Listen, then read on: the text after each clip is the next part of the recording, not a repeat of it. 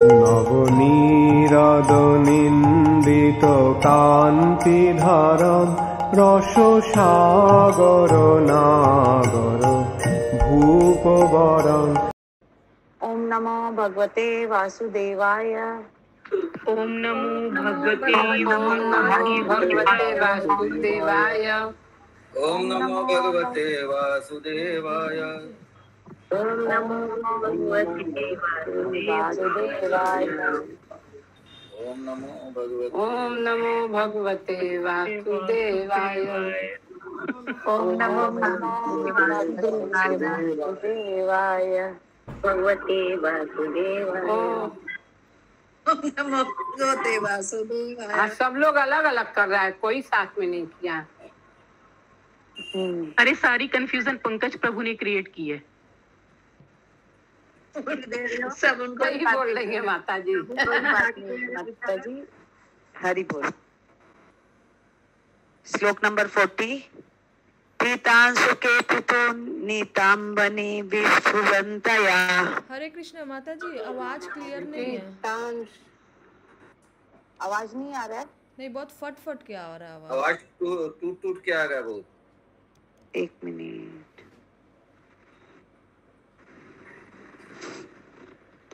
एक बार और करते हैं, फिर अगर कट रहा है तो फिर प्रभु आप करिएगा। पीतांशु के पितो नीतांबनी विस्फुरंतया। माता जी अभी भी वैसे ही आवाज है। माता जी माइक थोड़ा दूर रखिए, बहुत नजदीक है आपका माइक।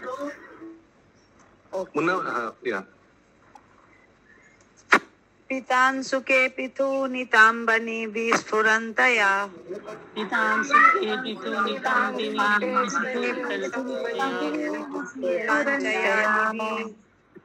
कांचयालिभि विरुतया वनमालया च।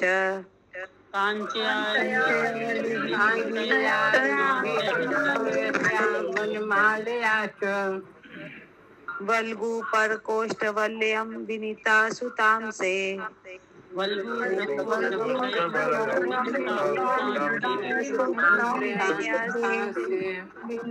विन्यस्तहस्तरेण धनुनानमजम्।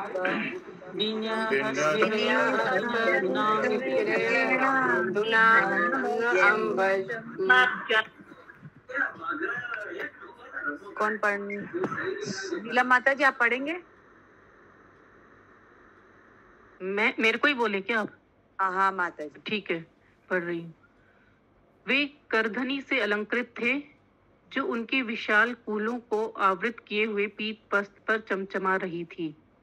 वे ताजे फूलों की माला पहने थे जो गुंजरित भोरों से लक्षित थी। उनकी सुंदर कलाइयों पर कंगन सुशोभित थे और वे अपना एक हाथ अपने वाहन गरुड़ के कंधे पर रखे थे तथा दूसरे हाथ से कमल का फूल घुमा रहे थे।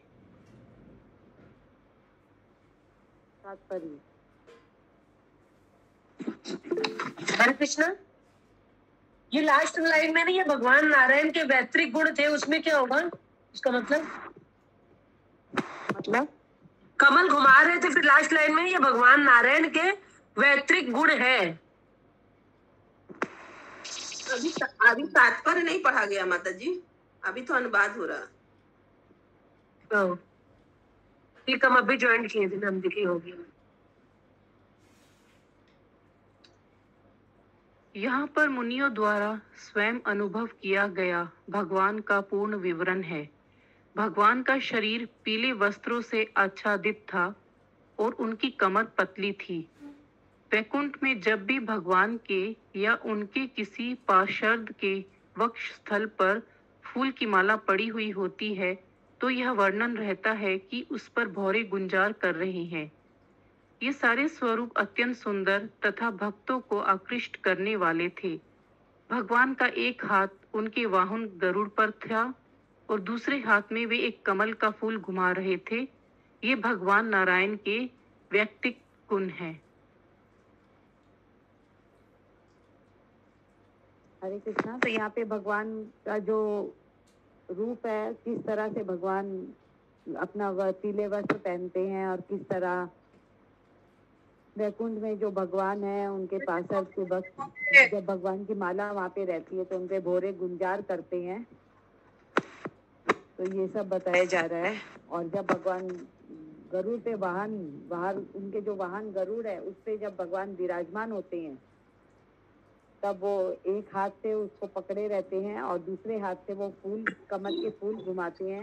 हरे कृष्ण माता जी आप हेडफोन मत यूज कीजिए, एक बार देखते हैं साउंड कैसा आता है बिना हेडफोन। बस मोबाइल का क्लोज रहिएगा। ओके तो यहाँ पे बताया जा रहा है कि भगवान का जो एक हाथ है वो गरुड़ पे रहता है और दूसरा हाथ जो है भगवान के कमल के फूल, एक दूसरे हाथ से वो कमल का फूल घुमाते हुए रहते हैं। तो इस तरह भगवान का जो पर्सनल फॉर्म है उसका यहाँ पे वर्णन किया जा रहा है। जो माता जी पूछ रही थी व्यक्ति की क्या है, तो वो यहाँ पे वर्णन किया है। ठीक है, थैंक यू। ठीक है, आगे पढ़ते हैं। किसी का कोई प्रश्न है?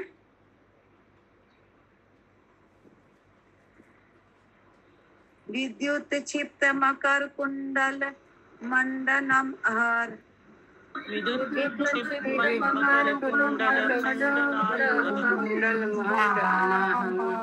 गंडस्थल उनसमुखम मणिमत कीरटम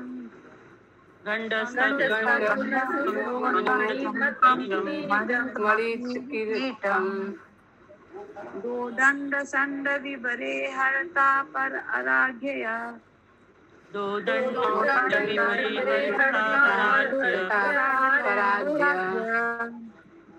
हारेन कंद गतेन च कौस्तुभेन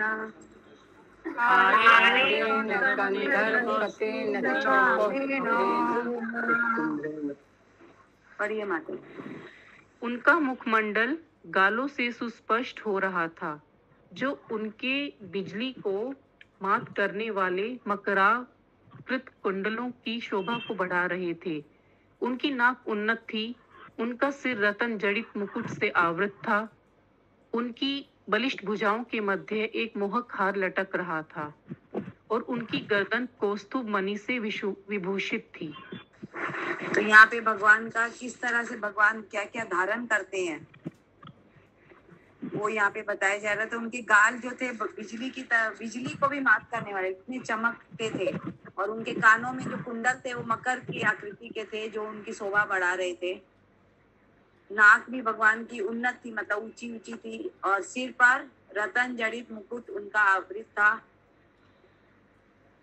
और उनकी बलिष्ठ भुजाओं में एक मोहक हार लटक रहा था, और गर्दन में भगवान कौस्तुभ मणि की से विभूषित थे। उनकी गर्दन जो थी वो कौस्तुभ मणि से विभूषित थी।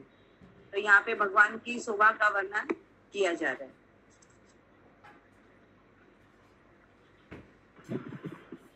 आगे पढ़ते हैं। माता जी इतना ही अनुवाद ही है बस। इसमें अनुवाद, हाँ बस अनुवाद ही, तात्पर्य नहीं है। हाँ, इसमें तात्पर्य नहीं है। आगे पढ़ रहे हैं माता, श्लोक कर रहे हैं। श्लोक नंबर 42। अत्र उपशिष्टम इति च उपशिष्टम इंद्राया अत्र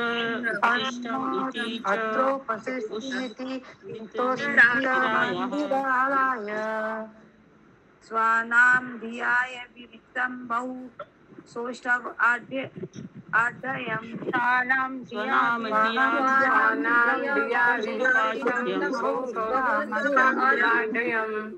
मह्यं भवस्य भवतां च वज्रम् अङ्गम्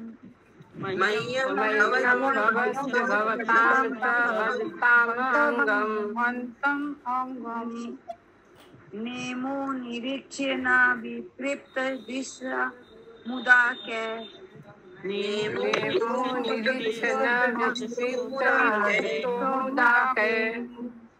पढ़िए माता। नारायण का अनुपम सौंदर्य उनके भक्तों की बुद्धि द्वारा कई गुना वर्धित होने से इतना आकर्षक था कि वह अतीव सुंदरी लक्ष्मी देवी के गर्व को भी पराजित कर रहा था।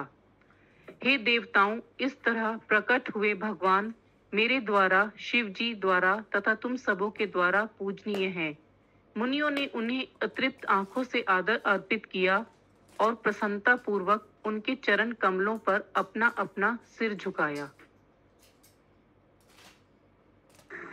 माता जी काफी नारायण का अनुपम सौंदर्य उनके भक्तों की बुद्धि द्वारा कई गुना वर्धित होने से इतना आकर्षक था कि वह अतीव सुंदरी लक्ष्मी देवी के गर्व को भी पराजित कर रहा था। हे देवताओं, इस तरह प्रकट हुए भगवान मेरे द्वारा, शिवजी द्वारा तथा तुम सबों के द्वारा पूजनीय हैं। मुनियों ने उन्हें अतृप्त आंखों से आदर अर्पित किया और प्रसन्नता पूर्वक उनके चरण कमलों पर अपना अपना सिर झुकाया। तात्पर्य पढ़िए माता जी। भगवान का सौंदर्य इतना विमोहक था कि इसका ठीक से वर्णन नहीं किया जा सकता। हरे कृष्ण মাতাজি অনুবাদেতে যেখানটা লেখা আছে, হে প্রিয় দেবতাগণ, এইভাবে যে ভগবান নিজেকে প্রকাশ করেছিলেন তিনি আমার, শিবের এবং তোমাদের সকলের পূজনীয়। তিনি আমার বলতে কাকে বোঝাচ্ছে? भगवान मेरे द्वारा, शिव जी द्वारा और तुम सबों के द्वारा पूजनीय हैं। अच्छा,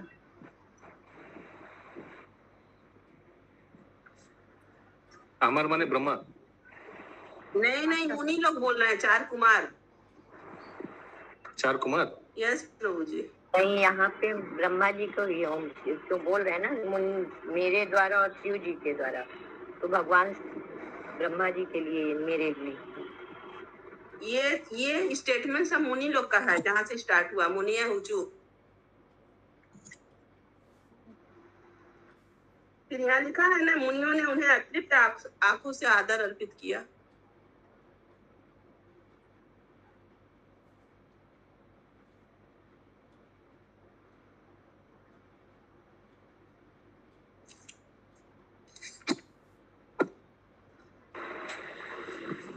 आगे पढ़िए माता जी।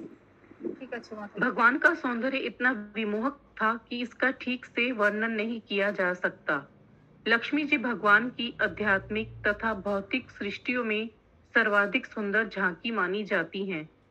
उन्हें अपने सर्वाधिक सुंदर होने का अनुभव है, फिर भी जब भगवान वहां प्रकट हुए तो उनका सौंदर्य परास्त हो गया।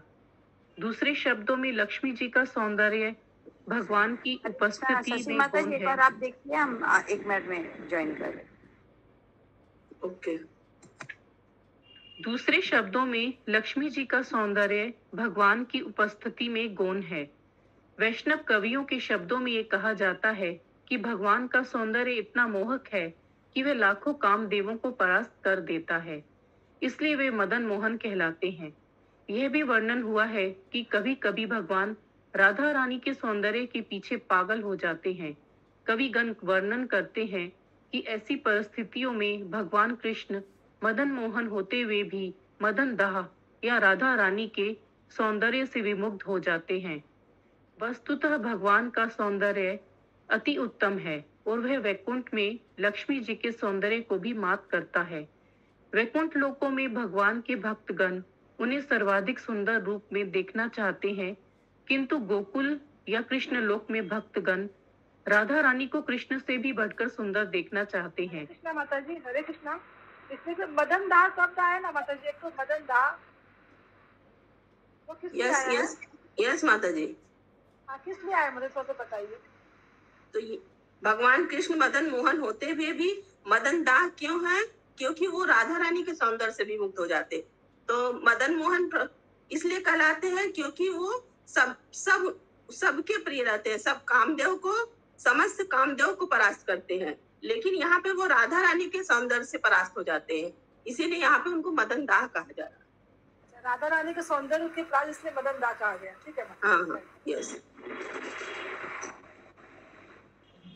इसका सामंजस्य हरे कृष्ण माता जी। मदन इसमें लेकिन पढ़ के लगता है कि भगवान को नहीं बोला जा रहा मदन दाह। देखिए यहाँ पे लिखा हुआ है ना, भगवान श्री कृष्ण मदन मोहन होते हुए भी मदन दाह या राधा रानी लिखा हुआ है। चाहे मदन दाह बोले चाहे राधा रानी बोलिए। मदन मतलब होता है कामदेव और दाह मतलब होता है उसको मतलब परास्त करने वाला। तो मतलब राधा रानी मदन दाह मतलब राधा रानी। हाँ वही बोल रहे कि मदन दाह या राधा रानी यहाँ लिखा हुआ ना, तो राधा रानी ही हुआ। ओके। हरे कृष्ण माता जी, राधा रानी के बाद लिखा हुआ है और भी कुछ enchanted by the beauty of Radha Rani, मतलब वो राधा रानी के प्रेम में हो जाता है। मदन दाह तो यहाँ पे कृष्ण भगवान को ही बोला जाता है। क्या बोल रहे प्रभु? यहाँ पे लिखा हुआ है ना कि कभी कभी भगवान राधा रानी के सौंदर्य के पीछे पागल हो जाते हैं। कभी घर वर्णन करते हैं ऐसी परिस्थितियों में भगवान कृष्ण मदन मोहन होते हुए भी मदन दाह या राधा रानी के सौंदर्य से विमुक्त हो जाते। तो मदन दाह किसको कहा जा रहा माता जी यहाँ पे? ये राधा रानी को ही बोला जा रहा है। मदन मोहन मतलब कामदेव को भी मतलब पराजित करने, मोहित करने वाले। मदन मोहन मतलब कामदेव को मोहित करने वाले, और मदन दाह मतलब कामदेव द्वारा पराजित होने वाले। तो राधा रानी जो है वो कृष्ण को पराजित कर दी, इसलिए मदन दाह। हरे कृष्ण माता जी। हरे कृष्ण माता जी। हाँ बोलिए प्रभु। माता जी लेकिन इंग्लिश में लिखा हुआ है ही बिकम्स मदन दाह, तो ही का मतलब तो यहाँ पे तो कृष्ण भगवान ही हुआ ना। हिंदी में लिखा है प्रभु कि ऐसी परिस्थितियों में भगवान कृष्ण मदन मोहन होते हुए भी मदन दाह या राधा रानी के सौंदर्य से मुग्ध हो जाते हैं। मदन दाह मतलब हमको तो यहाँ पे राधा रानी समझ में आ रहा है। सुनना गुरांगी माता जी, एक बार करो भी माता जी से भगवान को ही डिनोट कर रहा है ना। माता जी क्या लिखा है? बांग्ला में क्या लिखा है माता जी? पढ़िए। হ্যাঁ মাতাজি পড়ি পড়ছি। সেই পরিস্থিতিতে কবিরা বর্ণনা করে বলেছেন যে যদিও ভগবান শ্রীকৃষ্ণ মদন মোহন, তিনি মদন দাহ হন বা শ্রীমতী রাধা রানীর সৌন্দর্যে বিমোহিত হয়ে যান। वही मैं भी बोल रही थी, मदन दाह भगवान को ही बोला जा रहा माता जी। मदन दाह एक परिस्थिति है जहाँ भगवान विमोहित हो जाते हैं।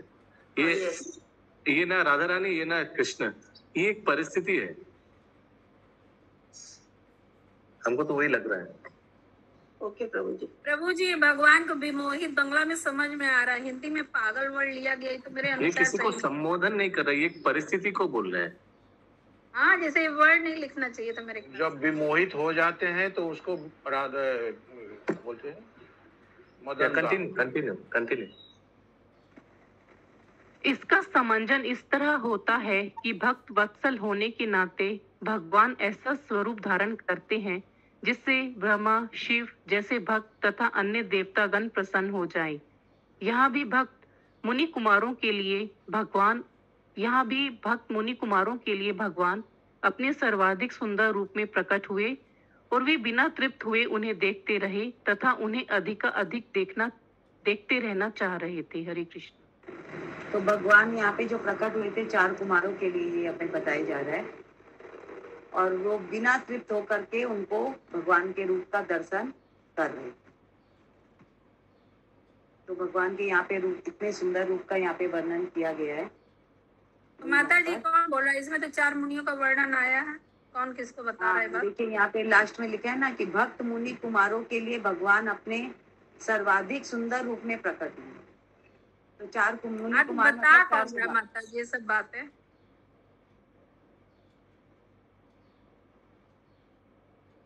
तो कौन बोल रहा होगा ये, हम आगे का नहीं पता मुझे।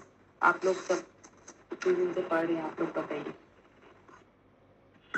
ये तो ब्रह्मा जी सुना रहे हैं ना उन लोगों को, जो देवता लोग आए थे ना कंप्लेन करने के लिए कि दिति के गर्भ में कोई संतान है जिसके लिए लाइट बंद हो गया। हरे कृष्णा। सूर्य चंद्र, तो ब्रह्मा जी घटना बता रहे थे ना, तभी ना ब्रह्मा जी यहाँ पर बोल रहे हैं, हे देवताओं इस तरह प्रकट हुए श्री भगवान को मेरे द्वारा शिवतः तुम सबके द्वारा पूजनीय है।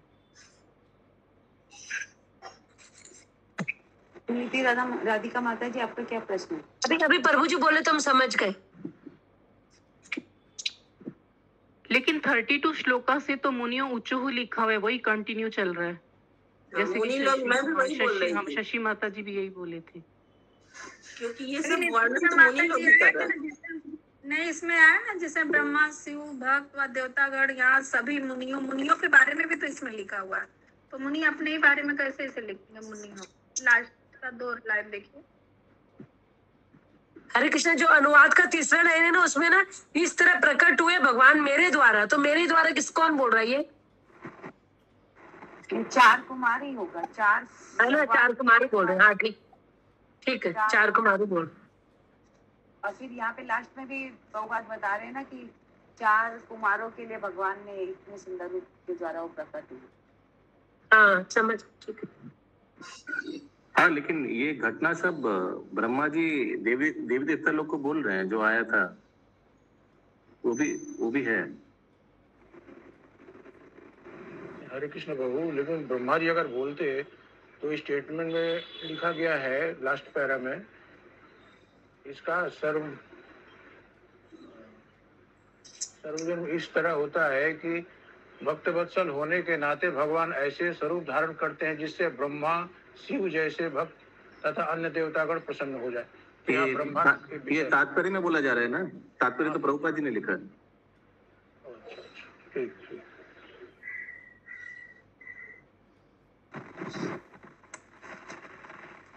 ठीक है, आगे बढ़ते हैं। 43 नंबर श्लोक। तस्य अरविंद नयनस्य पद अरविंद नयनस्य पद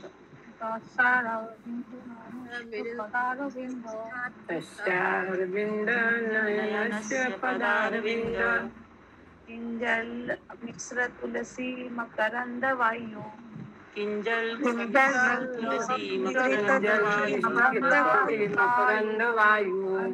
गत स्वविवरेण चाकरते साम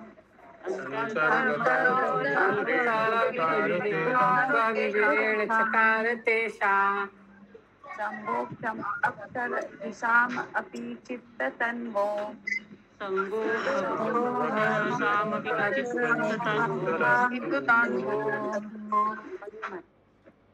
इसको माता जी गीता का दूसरा वाला ट्विन से पढ़िए, बहुत अच्छा लगेगा। माता जी पढ़ रही थी, कौन भी माता जी बहुत अच्छा से पढ़िए। माता जी कौन भी माता जी पढ़िए। बोलबो माता जी? हाँ पढ़िए। ये सेकंड ट्यून वाला है गीता का? I don't think so. ये ब्रह्म संहिता वाला ट्यून है। टा टा टा टा टा टा टा टा टा टा टा टा। तस्यार अरविंद नयनस्य पदारविंद। ये गीता का सेकंड ट्यून ये नहीं है? जल मिश्र तुलसी मकरंद वायु अंतर्गत सद्वरेण चाकरते साम संभोक्षम अक्षर जुषाम अपि चित्त तन्वो। ये ठीक है।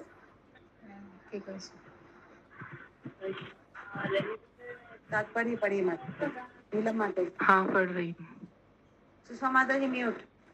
जब भगवान के चरण कमलों के अंगूठों से तुलसी दल की सुगंध ले जाने वाली मंद वायु उन मुनियों के नथुनों में प्रविष्ट हुई तो उन्हें शरीर तथा मन दोनों में परिवर्तन का अनुभव हुआ, यद्यपि वे निर्विशेष ब्रह्म ज्ञान के प्रति अनुरक्त थे।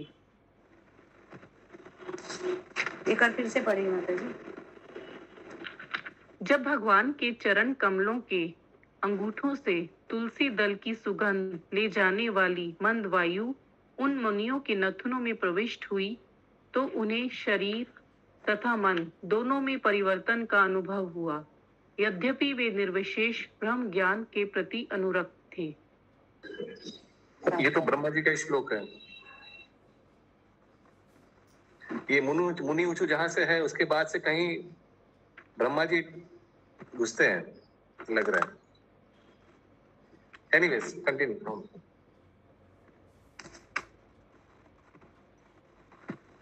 पढ़िए माता जी। इस श्लोक से ऐसा प्रतीत होता है कि चारों कुमार निर्विशेषवादी अथवा एकेश्वरवाद दर्शन के समर्थक थे और भगवान से तदाकार होने की सोच रहे थे, किंतु जो ही उन्होंने माता जी म्यूट कर लीजिए, सुमना माता जी शायद। किंतु ज्यों ही उन्होंने भगवान के स्वरूप को देखा, उनके मन परिवर्तित हो गए। दूसरे शब्दों में, जो निर्विशेषवादी भगवान से तदाकार होने के प्रयास में दिव्य आनंद का अनुभव करता है, वह भगवान के सुंदर दिव्य स्वरूप को देखते ही परास्त हो जाता है। भगवान के चरण कमलों की सुगंध ने जो वायु द्वारा ले जाई गई थी और जो तुलसी की सुगंधि से मिश्रित थी, उसके उनके मनन को बदल डाला। उन्होंने परमेश्वर से एकाकार होने के बजाय भक्त बनना श्रेष्ठतर समझा। भगवान के चरण कमलों का सेवक बनना भगवान से तदाकार होने से श्रेष्ठतर है। हरे कृष्ण। हरे कृष्णा। तो किस तरह चार कुमार जो है निर्विशेषवादी से भक्त बने, यहाँ पे ये बताया गया है। तो भगवान के चरण कमल की जो तुलसी दल की जो सुगंध थी, वायु के द्वारा उनके नथुनों में प्रविष्ट हुई और फिर वो उनके मन और शरीर दोनों में परिवर्तन उनको अनुभव हुआ, जबकि वे लोग निर्विशेषवादी थे। तो वही प्रभुपाद बता रहे कि निर्विशेष और एकेश्वरवादी के वो समर्थक थे। तो भगवान के चरण कमल की सुगंध उनको उनके मन को बदल डाला और वे भगवान से एक होने के बजाय उनके भक्त बनना, मतलब उनकी सेवा करना, उन्होंने श्रेष्ठतर समझा। हाँ शशि माता जी। निर्विशेषवादी और एकेश्वरवाद दोनों एक ही है माता जी? निर्विशेषवादी जो भगवान के रूप को नहीं मानते और एकेश्वरवादी मतलब उसमें एक हो जाना, भगवान में एक हो जाना। दोनों एक ही सेम हुआ ना? हाँ, प्राय सेम। नहीं, दोनों एक ही सेम कैसे हुआ? दोनों अलग कॉन्सेप्ट है। एक व्यक्ति दोनों को मान सकता है। निर्विशेषवादी तो मतलब जो इस भगवान के शरीर को नहीं मानते। हाँ, और एकेश्वर माने भगवान में विलीन हो जाना। हाँ, तो निर्विशेष ब्रह्म ज्योति में विलीन हो जाना। Both are separate concept. दोनों एक व्यक्ति हो सकता है, दोनों अलग व्यक्ति भी हो सकता है। Somebody can accept one and second, somebody can accept one or second.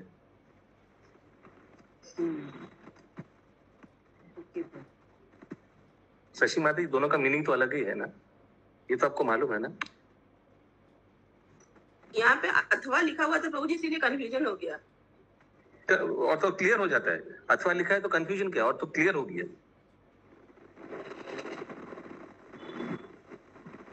And लिख, अगर अथवा मीन्स और, एंड तो नहीं लिखा। एंड लिखता तो प्रश्न हो सकता था, एंड कैसे हो गया? तो एंड भी हो सकता है, कोई दोनों को ही मान सकता है। Combination is also there possible. जो निर्विशेष ब्रह्म का आराधना करता है वो ब्रह्म ज्योति में विलीन होकर तो एक ही बनना चाहता है। एकेश्वरवादी भी वही होते हैं प्रभु।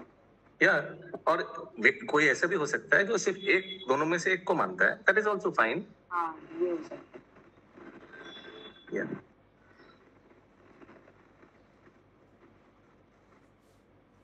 या आगे बढ़ते हैं। आज कितना श्लोक तक है? 45 तक।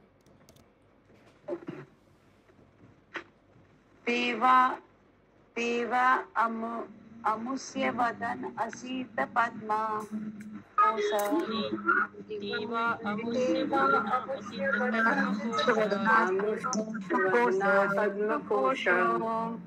उदीक्ष्य सुंदरतर अधर कुंद हासाम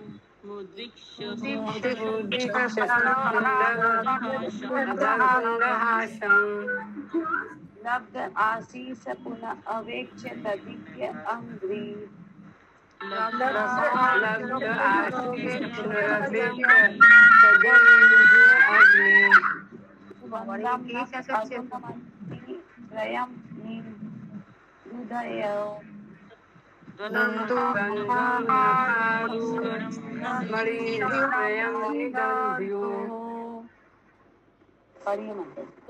उन्हें भगवान का सुंदर मुख नीले कमल के भीतरी भाग जैसा प्रतीत हुआ और भगवान की मुस्कान खिले हुए चमेली के फूल सी प्रतीत हुई। मुनिगण भगवान का मुख देखकर पूर्णतया संतुष्ट थे और जब उन्होंने उनको अधिक देखना चाहा तो उन्होंने उनके चरण कमलों के नाखूनों को देखा जो पन्ना जैसे थे। इस तरह वे भगवान के शरीर को बारंबार निहार रहे थे। अतः उन्होंने अंत में भगवान के साकार रूप का ध्यान किया। तो यहाँ पे वो किस तरह से चार कुमार ने भगवान का दर्शन किया और उनको किस तरह का प्रतीत हुआ ये बताया जा रहा है। तो मुख उनको नीले कमल के भीतरी भाग की जैसा प्रतीत हुआ, और जब वो उनकी जो मुस्कान थी चमेली के फूल की तरह, और इस तरह वे भगवान के मुख को देख करके संतुष्ट थे चतुर्थ कुमार। और जब उन्होंने भगवान के नाखूनों का दर्शन किया तो पन्ना जो रत्न होता है उनके जैसे उनको प्रतीत हुए, और इस तरह वे भगवान को बारंबार निहार रहे थे। और अंत में उन्होंने भगवान के साकार मतलब पूरे रूप का उन्होंने दर्शन किया।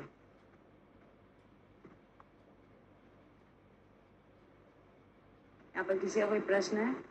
माता जी, ये जो लास्ट लाइन है ना, अतः उन्होंने अंत में भगवान के साकार रूप का ध्यान किया, तो ध्यान किया और दर्शन किया इधर एक ही मतलब है? मतलब हाँ, मतलब पहले उन्होंने पूरा देखा और फिर उनका ध्यान किया। हरे